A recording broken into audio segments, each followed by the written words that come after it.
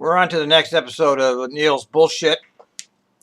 Now, let me explain that we're going through these board meetings. I've had to change the emphasis of what I'm doing here. I used to be able to provide insight into operations by looking at various documents that were available by my association with Trimet.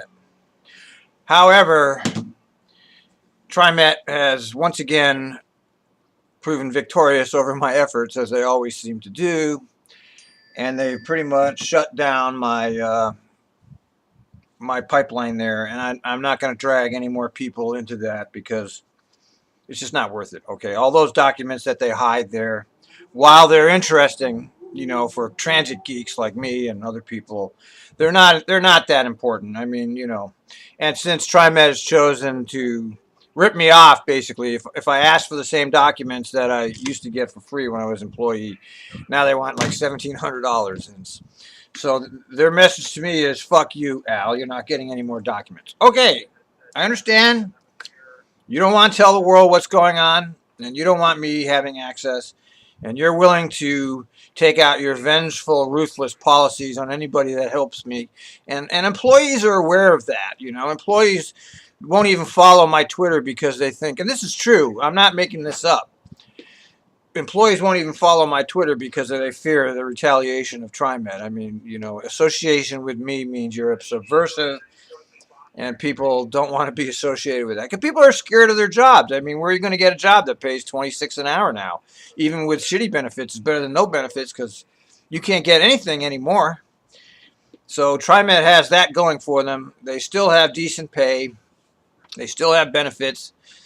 They're not what they were when I was there. I mean, you really paid to work there. I mean, you got a defined contribution to you got your benefit not linked to the stock market.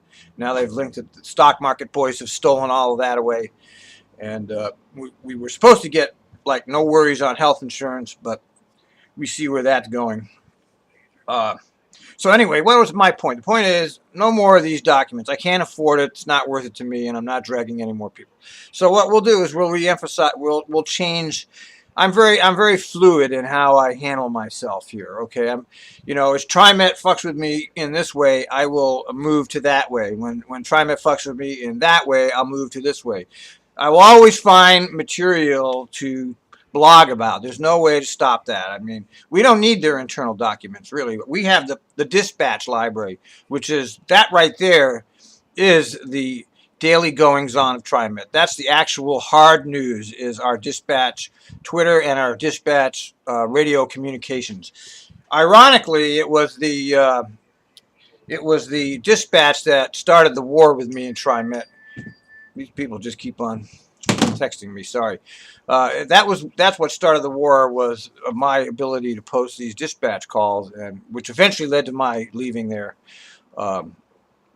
Anyway, so what am I trying to say? I'm trying to say that I've refocused what I'm doing on the blog to public stories, news stories, and especially the board meetings. Okay, the board meetings now will become my focus, and every word that's uttered in those board meetings I'm listening to very closely now, and every segment is being taken apart so that we can hear every single thing that's said and hopefully use it against them later. Okay, so that's what we're going to be doing from now on here. Still going to follow the news stories, but the main emphasis is on this board, to examine the members of the board, examine what they're saying.